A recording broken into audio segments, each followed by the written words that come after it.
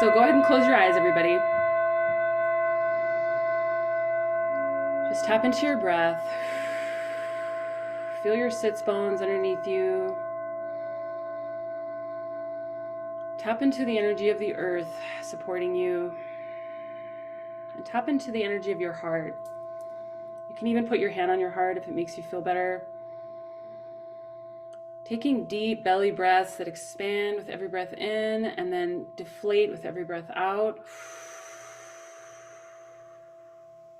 You can breathe audibly if it makes you feel more relaxed.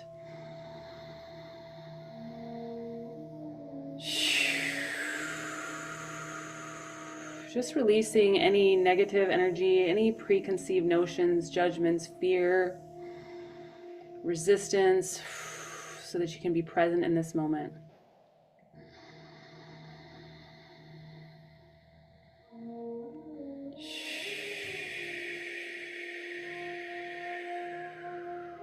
You can also just take a minute to touch base with your inner child. Maybe imagine holding their hand or having them sit in your lap. Just know that they're here with you today as we do this healing. Whether your trauma is child-related or not, they're always with you. Everything you've experienced, they've experienced too. So just take a few deep breaths for them, welcoming them in, giving them any kind of love or affection that might feel appropriate in this moment. Allowing ourselves to open up a little bit to the circle. Feel the connective energy of this circle, this safe space that we're creating right now.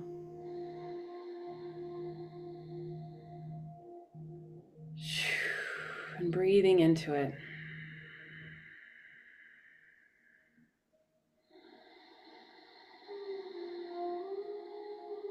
Continuing to stay connected to your breath. Imagine a cord extending down through the base of your spine into the core of the earth. Imagine that earth love, that unconditional source love traveling up through that cord and spreading through your entire body. Bringing a sense of peace and ease into this moment. And imagining also that there's a string tied from the tip of your head, the crown of your head, all the way up to the heavens. Connecting you to your angels and ancestors there, kind of pulling you tightly between these two worlds, securing you in this beautiful place in between. Feeling how much safety is here in this moment with these guides and this earth connecting you and stabilizing you.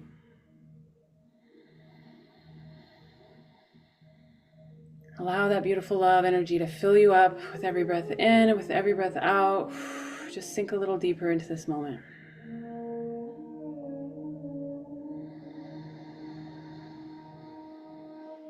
Just going to close out this short meditation with a little chime here. You can keep your eyes closed for the moment.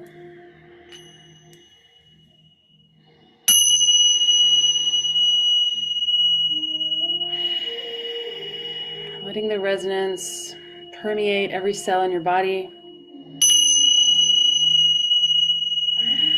Bring you back to your center.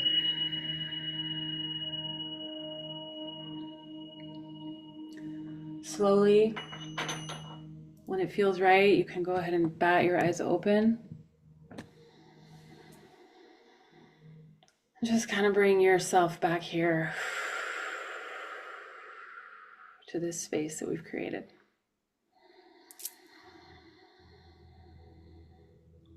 That's better.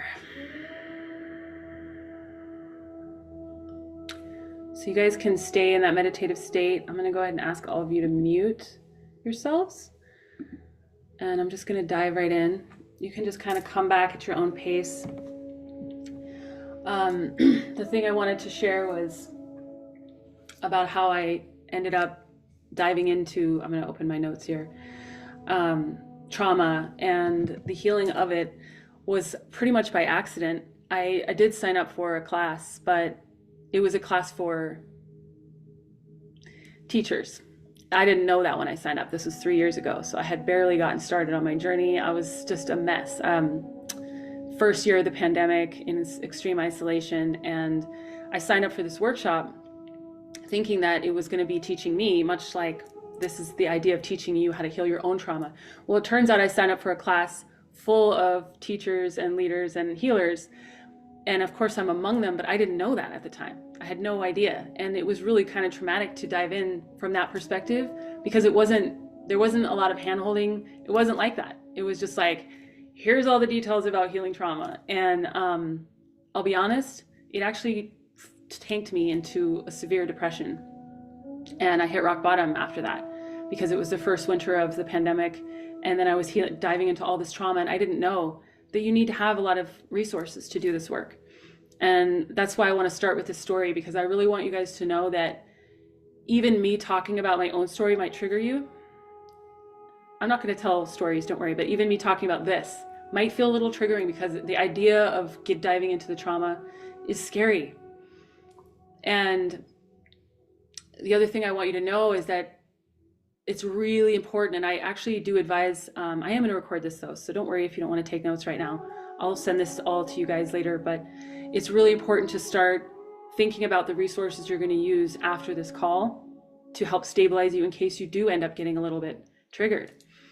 So meditation is one of them. Grounding outside, just putting your feet on the ground.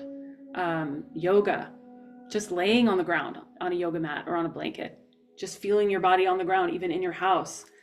For me, journaling is huge. Drawing is huge.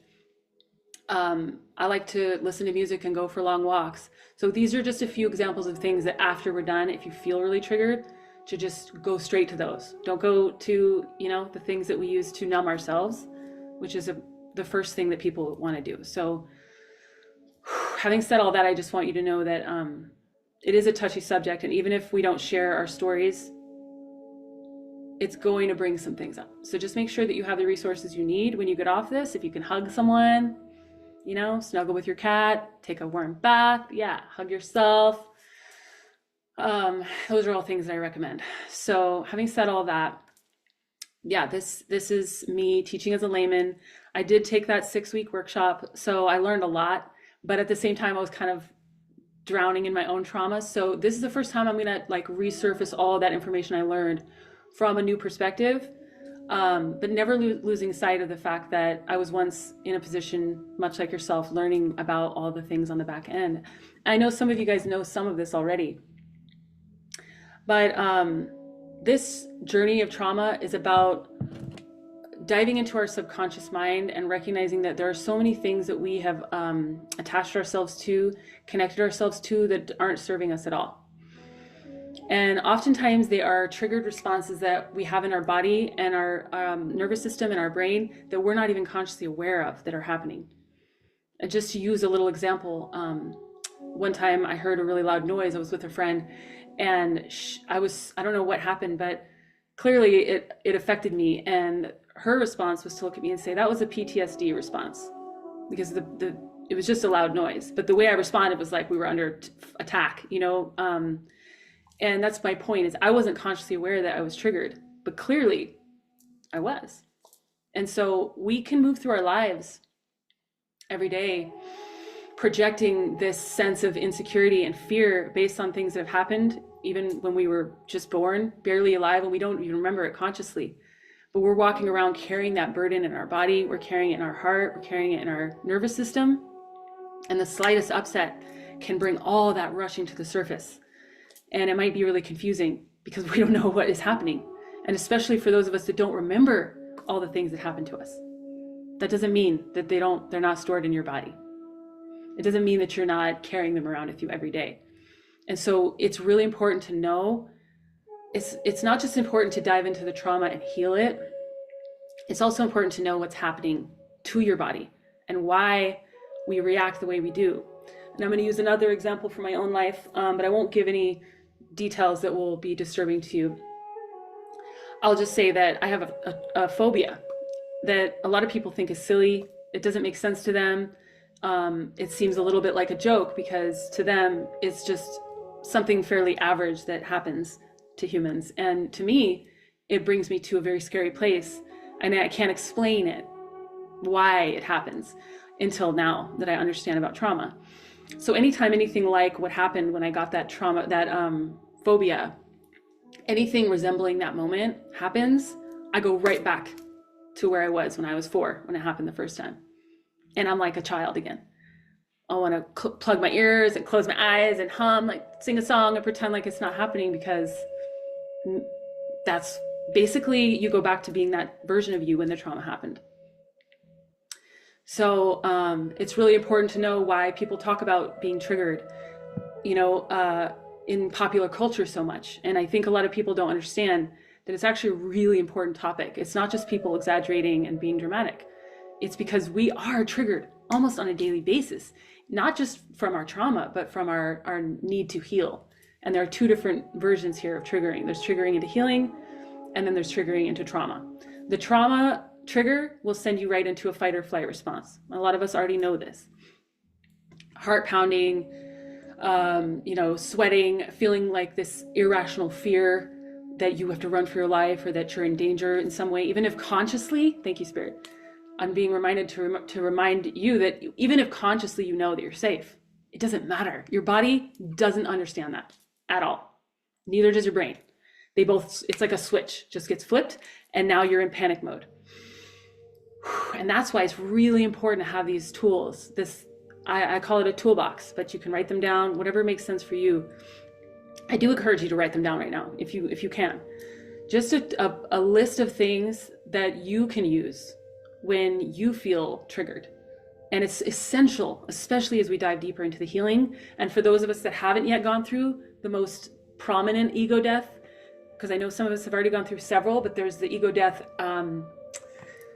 there's like the last ego death before we really become our fullest selves. That can trigger us deeply, because, and I'm being reminded, thank you, Spirit, that anytime we need to heal trauma, we have to go right back through it. We pretty much have to go through it again, in a way. Now, there are other ways that people say you don't have to do that, and there are ways to do it. I've done lots of healing around this. I personally think that there is a level of going back through it no matter how you approach it. Because even if you're just making peace with it involves actually looking at what it is and being honest about it. And acknowledging that it happened, and making peace with yourself and with the experience. So when you're triggered, make a list. Like I said, meditation, taking a walk. I like to just do some toning, just if I'm meditating and I start going, it doesn't really matter what you do. You can make all kinds of weird noises, but your voice has the ability to ground you. It has the ability to heal you. It has the ability to cut through anxiety like nothing else.